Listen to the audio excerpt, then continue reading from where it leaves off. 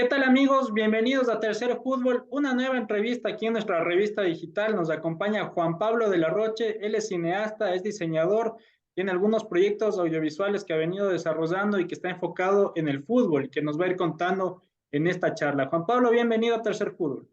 ¿Cómo estás, Martín? Un gusto y bueno, que me hayan tomado en cuenta también, les agradezco mucho. Bueno, vamos desde el inicio. Por lo general siempre preguntamos esto a nuestros invitados. ¿De dónde nace esa pasión por el fútbol? Bueno, a ver, yo creo que viene inculcado por mi padre. Mi padre fue un futbolista amateur, no fue profesional, pero según decían, era muy bueno, ¿no? Él no es colombiano, pero el papá, o sea, mi abuelo y algunos tíos sí colombianos, y vivió en Colombia, según me cuentan mis tíos, ¿no? Porque lo de mi padre quizás dejó ahí, me puede estar exagerando un poco. Él es hincha de Santa Fe de Bogotá, y la verdad que dice que se probó y él fue calificado para el primer equipo, pero la situación económica de su familia no le permitió seguir en el fútbol. Entonces, bueno, se dedicó más al petróleo y fue por ahí. Pero esa pasión él nunca la dejó, pues, ¿no? Yo me acuerdo mucho de cuando era pequeño.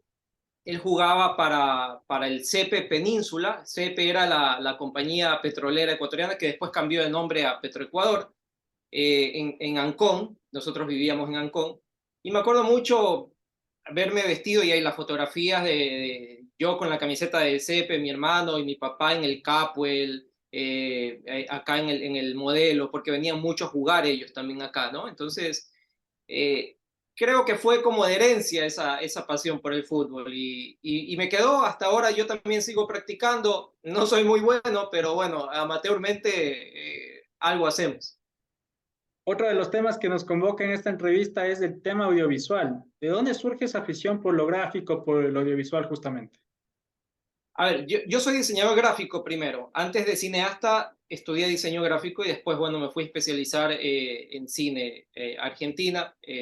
Creo que son dos, digamos que profesiones muy a la par, que van muy a la mano, ¿no? Llevadas de la mano. Lo gráfico nace también desde muy pequeño. Yo me acuerdo, dibujaba mucho, muchísimo, muchísimo, y cosas con fútbol también. Yo tenía mis mascotas, a mis mascotas yo las hacía jugadores de fútbol, y creaba clubes y hacía transferencia entre clubes, y mis mascotas iban de un equipo al otro. Había algunos que eran mejores equipos que otros y otros mejores jugadores que otros. Los animales, las mascotas de la vecina, cogía y los graficaba y los dibujaba. Y siempre fue con fútbol, y les hacía uniformes, creaba los escudos desde muy pequeño, ¿no? Y la verdad es que siempre me gustó dibujar, más que nada dibujar. En ese tiempo no estaba decidido a hacer diseño gráfico, ni siquiera conocía que existía la profesión, ¿no? Y también creaba periódicos, los dibujaba, unos periódicos con miniatura, ¿no? Que estas mascotas también tenían sus países, ¿ya? Con situaciones geopolíticas, sociales, deportivas. Y estos periódicos, mini periódicos o mini diarios, se los vendía a mis padres, ¿no? Ya. Ahí nace esta afición, y creo que nunca abandoné lo gráfico. De ahí lo audiovisual. Quizás yo haya tenido 15 años, les pedí a mis padres una videocámara con un adaptador de VH. Se adaptaba al cassette de VHS. El mini VHS se adaptaba, y eso veía lo que yo grababa, y la llevaba al colegio y empezaba yo a grabar muchas cosas, o las primeras comuniones de mis hermanos, por ejemplo, o visita a familiares en Quito o en Cuenca. Ellos eran políticos, en su tiempo fueron gobernadores de la SUAY y todo. Entonces yo iba y grababa cuando nos recibía la familia, ¿no? Los tíos abuelos y todo. Y siempre estuve grabando y grabando y grabando con esa camarita, y claro, no me queda nada porque creo que tenía 3 cassettes. Entonces volví a usar y reusar y volví a grabar encima, y creo que los tengo por ahí, no sé qué habrá, ¿no? Ahí se confabuló esto, ¿no? Lo que me gustó mucho, lo gráfico más que nada en el diseño de logotipos. Mi papá en ese tiempo cuando yo tenía quizás unos 16 años, trabajaba en otra empresa petrolera en San Pablo, en la península de Santa Elena. Era de unos coreanos la compañía. Y yo un día fui, creo que porque no había nadie en casa, tuve que ir al trabajo de él y vi que el logotipo de ellos era como no muy bueno, bueno, al menos a mí, y dibujé uno que estaba espantoso, estaba peor que el que tenían elegido, y le decía a mi papá que se lo muestre a los dueños de la empresa, les mostraron, les gustaron, ahí, claro, ingenuamente yo dije, bueno, cámbienlo, ¿no? Pero bueno, hay situaciones, y ahora comprendo situaciones que pasan hasta por partes legales o Claro. de pagar para registrar los logotipos. No es tan fácil, no es que lo cambies y ya. Pero sí, creo que si me dices una edad, yo creo que desde los 8 años estoy, o menos, mucho menos, mucho menos.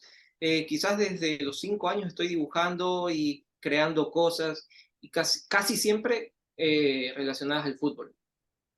Justamente, ¿de dónde sale la idea o cómo se dio el desarrollo de este planteamiento de realizar un documental sobre Alberto Spencer? A ver, mira, yo Alberto Spencer no lo conocía personalmente, mi familia sí, mi mamá no es de Ancón, es del Oro, pero claro, mis abuelos tuvieron que ir a trabajar a Anglo. En esa época era la compañía inglesa que perforaba los pozos en Ancón, los que crearon el campamento petrolero, en donde las casas que hoy se ven en el pueblito.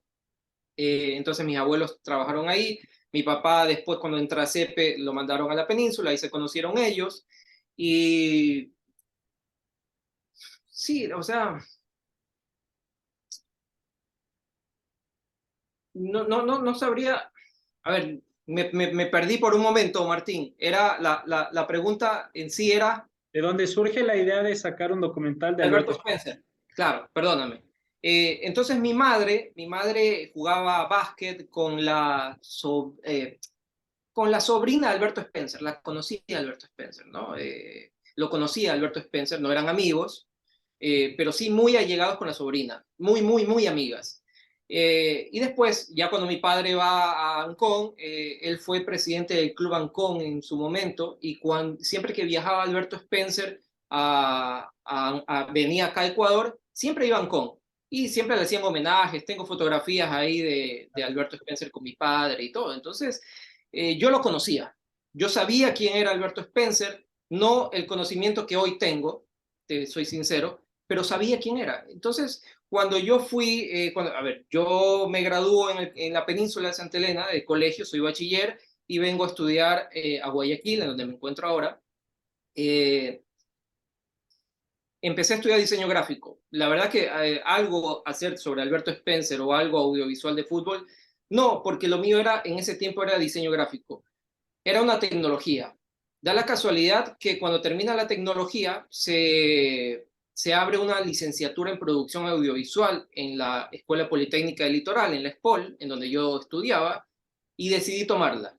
Entonces, cuando ingreso a esta producción audiovisual, eh, te soy sincero, mi mayor amor era lo gráfico, el diseño gráfico, la producción audiovisual. La verdad que no me entusiasmaba mucho, pero hice unas pasantías en Ecuavisa en ese tiempo. ¿Ya? Me enamoré del tras cámaras.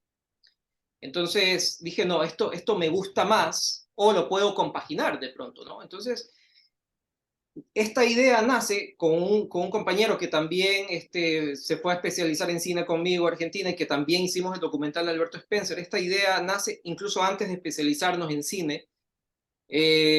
Podría ser en el 2005, quizás. Sí, entre 4 y 5. Pero ¿sabes cómo nace? O sea, nace para hacer un video muy breve, no un documental.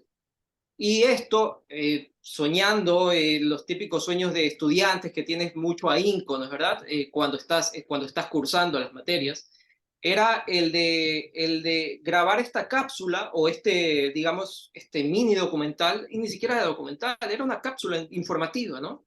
¿Ya? Y proponerle a la Conmebol para que con este pretexto audiovisual crear un trofeo de goleador de la Copa Libertadores que se llame Alberto Spencer, ¿sí? Entonces, era nuestra intención en esa época. De ahí yo creo que el trofeo lo crean, no por mi video, porque nunca llegó, lo crean creo que en el 2007, 2008, más o menos, y ya no tenía mucha sustentación el hacer esta cápsula Claro. y abandonamos, digamos que lo abandonamos superficialmente, pero internamente creo que la idea estaba ahí germinando, ¿no? Me fui a estudiar cine a Argentina y no pensaba en mucho o no pensaba nada en lo de Alberto Spencer. Cuando vuelvo a Ecuador, inmediatamente fue, listo, hagamos algo sobre Alberto Spencer, o más que Alberto Spencer era una serie de biografía de ecuatorianos, ¿sí? Íbamos a elegir 10 ecuatorianos destacables. En ese tiempo se abría la televisión pública ecuatoriana y ellos estaban adquiriendo productos audiovisuales, los estaban comprando. Entonces llegamos con este compañero que se llama Giovanni Pozo a pensar en hacer biografías, varias biografías. El primero, por cuestiones logísticas, por acercamiento, por lo de mi familia, por lo que te conté, por conocer a la sobrina de Alberto Spencer, fue él el tema, fue Alberto Spencer el principal, ¿no?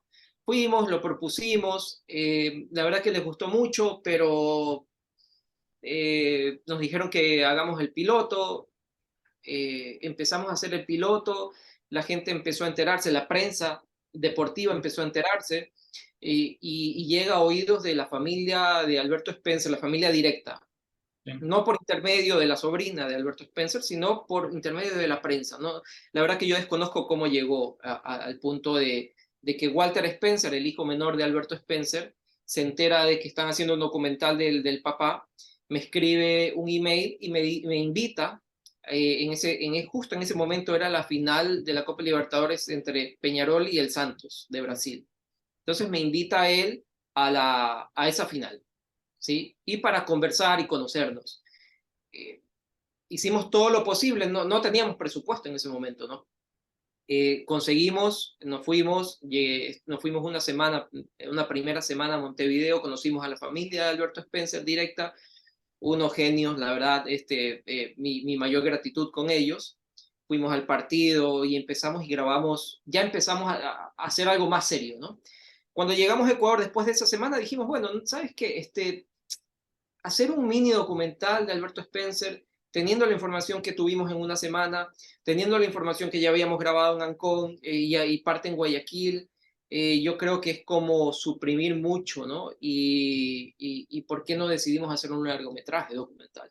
Claro. Entonces a partir de ahí nace Alberto Spencer, el documental de Alberto Spencer. Estamos hablando en el año 2011, 11, 12, por ahí, en donde dijimos, no, ya no es necesario la serie de biografía o un capítulo de 30 minutos, vamos a hacer un largometraje documental. Y bueno, nace ahí, yo creo que me extendí, Martín, no sé, bueno, Oh, pero interesante. así fue, ¿no? De Ancón, Alberto Spencer nos llevó a hacer la película.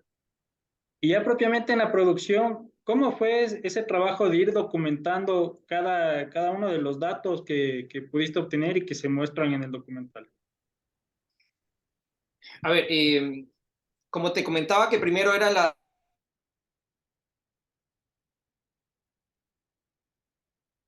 hacer el largometraje documental, esto no podíamos pasarlo por alto y la investigación nos tomó muchísimo tiempo, muchos meses, quizás un año, de empezar a leer libros de Alberto Spencer, de lo que hay en Internet, por ejemplo, y lo que habíamos sacado de información, porque claro, para hacer un documental tú necesitas empaparte mucho del personaje, ¿no? Y como esto nació a prisa, porque no era el largometraje documental, yo sabía digamos que algo muy básico, Alberto Spencer, las preguntas que se hizo esa semana en Montevideo quizás no eran tan profundas.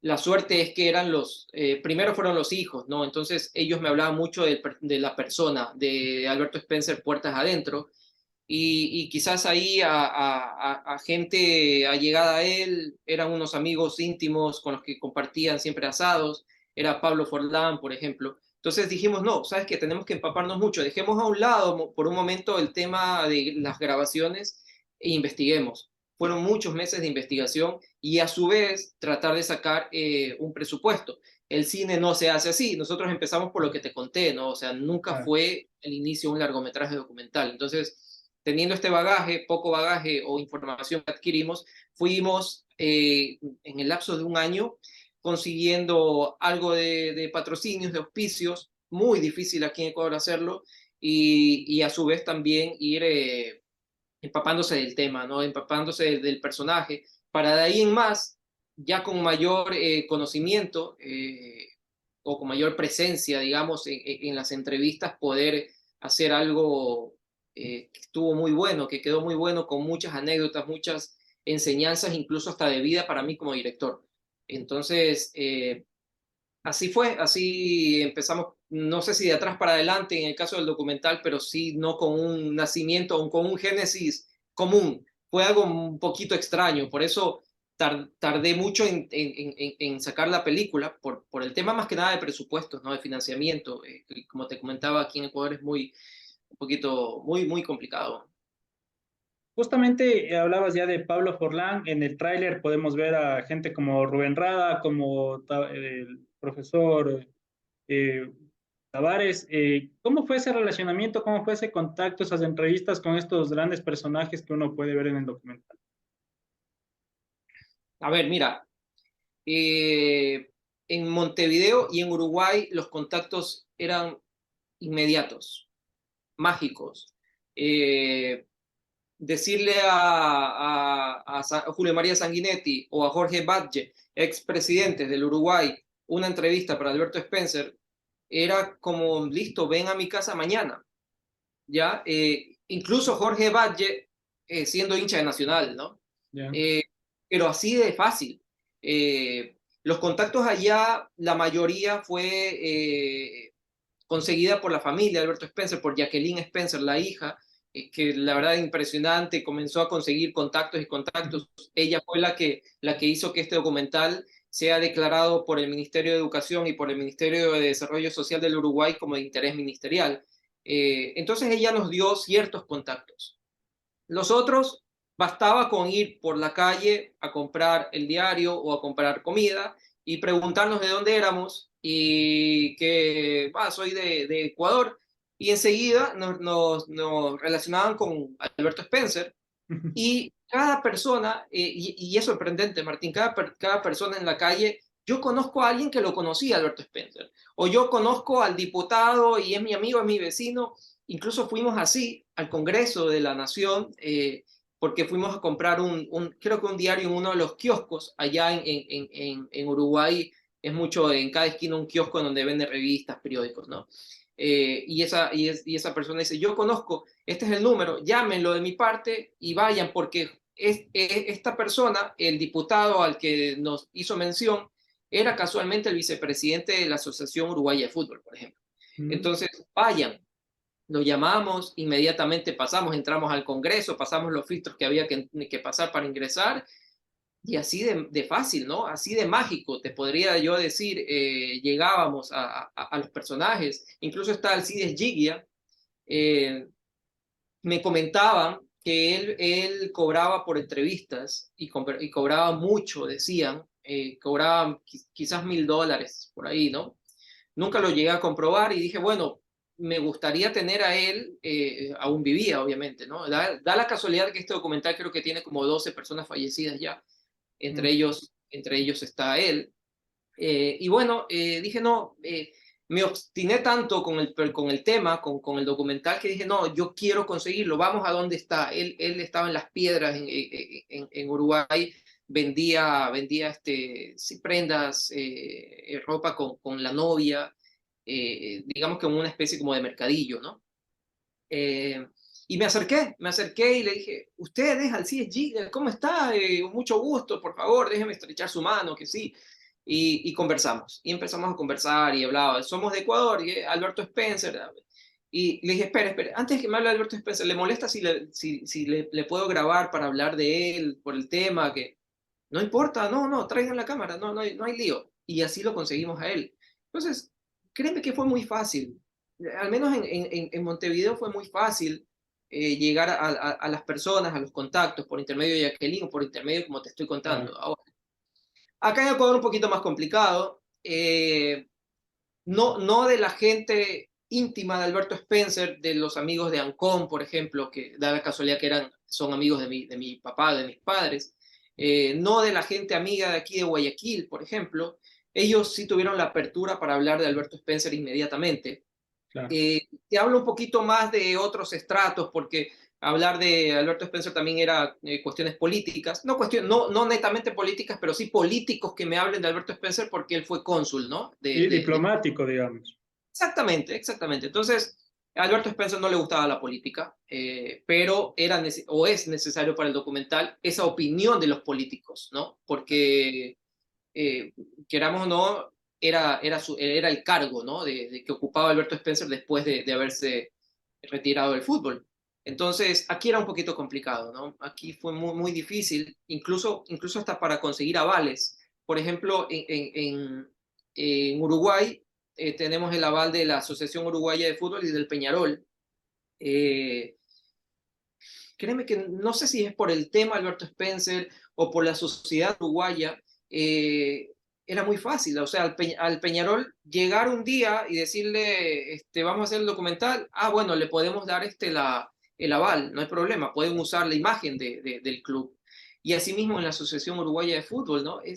De un día para el otro te dieron el aval. Acá busqué federaciones y clubes que la verdad desistí mucho de conseguir el aval, quizás porque no les interesa, o quizás porque Alberto Spencer es más identificado con el Peñarol, quizás, ¿no? Claro. Entonces, y no los culpo, y está bien, o sea, no es necesario que mi película tenga el aval de alguna federación o algún club aquí en Ecuador, porque básicamente hizo su vida futbolística en Uruguay. Permíteme extenderme en en Claro. este punto que me decías tú, o yo te contestaba de lo fácil que fue en Uruguay conseguir a las personas, a los entrevistados. Sí, el que se me complicó y que hoy termina siendo el protagonista del documental es el Tito Goncalves. La primera semana de que fuimos, porque viajé mucho a Montevideo muchas veces, ¿no? La primera semana de lo que te conté, la invitación a la final de la Copa Libertadores, eh, traté de contactarlo y se negó. La segunda vez que fui también se negó. Ahí pude hablar con él y me dijo, mira, es un tema que a mí me duele mucho, ¿sí?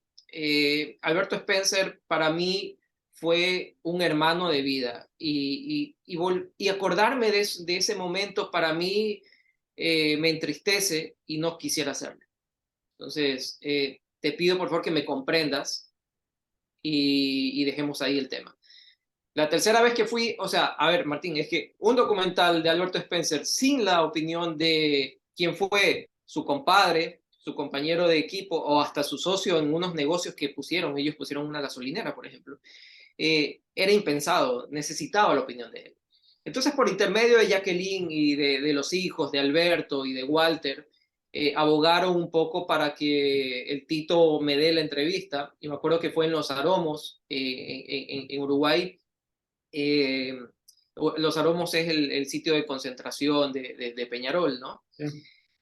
Él administraba este sitio, el Tito. Entonces, cuando llegamos, el Tito no sé cuánto medía, era un tipo imponente, ¿no? Y cuando llegamos, dice, a ver, flaco, 15 minutos y no hablamos más, no te atiendo más.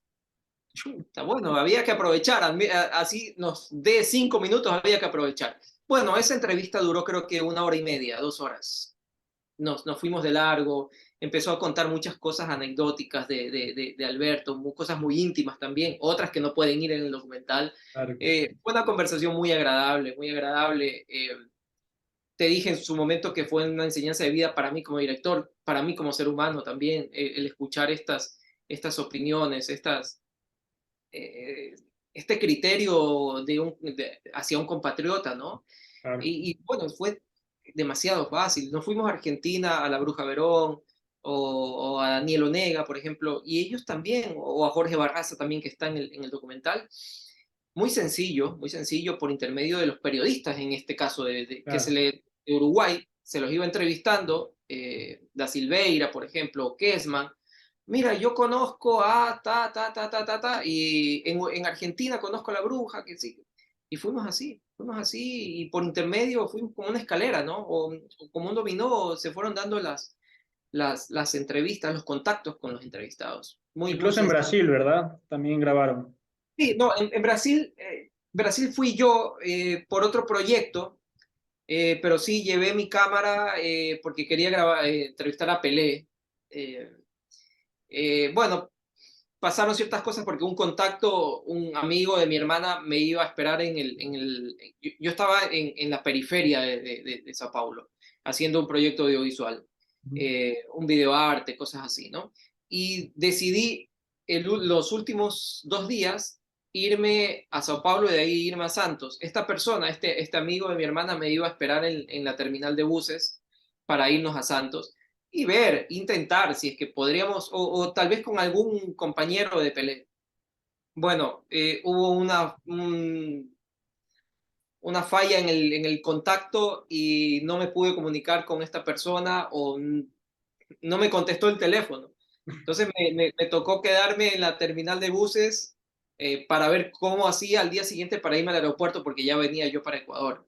Claro. Entonces, sí, lastimosamente no pude ir a Santos, no me iba a aventurar porque quizás después me iba a perder el vuelo. Entonces no podía. Esta persona después me dijo que tuvo un inconveniente, un poquito delicado y no me pudo ayudar. Entonces, lastimosamente no fui, me quedé con los churos hechos, ¿no? Y no pude tener algún testimonio de una persona brasilera, pero en Brasil, porque sí está el presidente del Santos, por ejemplo, en el documental. Ya. Él está entrevistado en Montevideo a propósito de la final que te comenté. Él es el presidente que vendió a Neymar, por ejemplo, porque Neymar jugó esa final, ¿no? Contra Peñarol, que la ganó Santos. Y nada, así, bueno, Brasil lo pasamos por alto nomás. Para ir cerrando, tengo un par de preguntas. Seguramente cuando veamos el documental o quien ya lo vio lo va a poder decir de una manera más específica, pero a ti justamente como el director de este documental, con todo esto que nos has contado, ¿quién fue Alberto Spencer?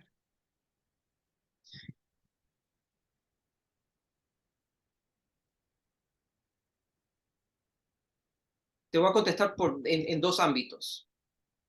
Primero, creería yo que Alberto Spencer es el ecuatoriano más famoso del mundo, incluyendo a políticos, escritores, artistas, pero por un simple hecho, porque hablar de Alberto Spencer en Uruguay es para que se te abran puertas, ¿sí?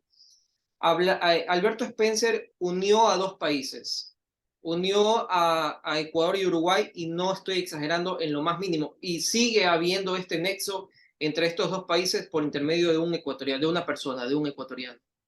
Eh, Tiene un trofeo de goleador que se entrega a nivel continental. Eh, digamos que no es muy conocido en las generaciones actuales porque sí, ya han pasado muchísimos años y la tecnología no nos permite llegar a comprender la magnitud que tuvo Alberto Spencer en el campo deportivo, porque en el campo humano, en el campo incluso hasta político, ayudó a muchos ecuatorianos. Y teniendo este origen humilde del pueblito, ¿no? De Ancón, Ah, llegar a lo que te decía, a unir a Ecuador y a Uruguay es algo loable, es algo magnífico, que creería yo, ningún ecuatoriano ha logrado este nexo, ¿no? No sé si Eloy Alfaro, no sé si bueno, Jefferson Pérez en este caso no por su deporte. No sé si Velasco, cuando vivía en Argentina, llegó a tal punto de que tú vas a Argentina y dices ecuatoriano y te asocian a una persona, ¿no? claro. Eh, eh, Hoy es más fácil, digamos que tienen mucha más ventaja los futbolistas actuales o los deportistas actuales o los políticos actuales, por esto de la globalización, por el Internet y tantas cosas, ¿no? Pero que aún se mantenga en la añoranza, en el presente, en el colectivo común, Alberto Spencer en Uruguay, después de haber pasado tanto tiempo y sin los beneficios de la tecnología, para mí es algo estupendo y no sé si peco no sé, de ingenuo al decir que unió a dos países y que es el ecuatoriano más famoso del mundo. No lo sé, al menos es mi criterio y puede ser debatido. Y de ahí, ese fue en el primer ámbito que te decía quién era Alberto Spencer, y en el segundo, es una persona que sin siquiera haberlo conocido me enseñó mucho a mí como persona, como ser humano, porque tuvo un origen humilde, que muchos se sienten identificados, y que llegó a altos estándares nacionales, ni siquiera deportivos te hablo, ¿no? Nacionales, y llegar a tener libros, escritores ecuatorianos y uruguayos escritos hacia él, buenos comentarios. Yo creo que es como un ejemplo de vida, ¿no? Que todos tendríamos que aspirar en cada ámbito que tengamos y en cada profesión que tengamos, ¿no? El que no importe nuestros orígenes y tratar de llegar a ser un excelente profesional y sobre todo un excelente ser humano. Entonces, para mí, Alberto Spencer me ha enseñado eh, una lección de vida importante y es un ejemplo a seguir. Si es en el ámbito personal, te podría decir que sí. No en lo futbolístico, ya te aclaré que soy malo jugando, pero sí en esta parte que te digo, ¿no? En la sustancia del ser humano, en el mismo interior, en no claudicar tus derechos, tus valores. Eh, a él le ofrecía mucho dinero para nacionalizarse, no lo hizo. Eh, Incluso hasta en las transacciones lo quería el Milan, el Inter, no se fue, porque ya se sintió identificado con un país, con un club. No traicionarse y no traicionar a las personas que creen en ti. Eh, yo creo que Alberto Spencer, y me estoy quedando corto, me ha enseñado muchísimas cosas, ¿no? Sin haberlo conocido, lastimosamente. Ahora, si lo hubiese Claro. conocido, hubiese tratado con él, pues créeme que el comentario se magnificaría, ¿no? Bueno, y justamente eso en cuanto a lo que es lo histórico, lo que representa todos estos años de Alberto Spencer, pero al día de hoy, digamos, año 2023, y a través de tu documental seguramente se va a quedar plasmada una huella, pero a día de hoy, ¿qué representa Alberto Spencer? Aquí en Ecuador, Sí, sobre todo en Ecuador, porque en Uruguay es muy notorio que la historia está viva, pero a nivel de Ecuador, ¿quién es Alberto Spencer al día de hoy? a juzgar por lo que leo en Twitter y comentarios así, una leyenda, una leyenda del fútbol ecuatoriano que eh, está muriendo con el paso del tiempo, con las generaciones que lo conocieron y lo vieron jugar, está muriendo con esa generación, ¿no? Hasta que la última persona que vea jugar vivirá la leyenda quizás, pero para eso hay esos libros, para eso está la película sobre todo, ¿no? Para entender el legado que ha dejado Alberto Spencer. El legado futbolístico se lo puede investigar en el Internet. El legado familiar ha dejado una hermosa familia, pero en el legado humano es lo que te contaba y es lo que se transmite en el documental. Entonces, yo quiero que las actuales generaciones no permitan que esta leyenda muera, eh, que no muera con la última persona que lo vio jugar, que continúe el legado, que continúe el criterio, que continúe esta magia que se siente en Uruguay, traspasarla acá también, ¿no? En el ambiente, sentirlo Alberto Spencer, porque no se exagera en que llegó a ser el mejor jugador del mundo en un lapso en el que Pelé se lesionó, y fueron creo que como 6 meses. Alberto Spencer ocupó ese cargo. No habían balones de oro, no habían tantas condecoraciones personales a futbolistas por sus logros o sus capacidades o por sus goles.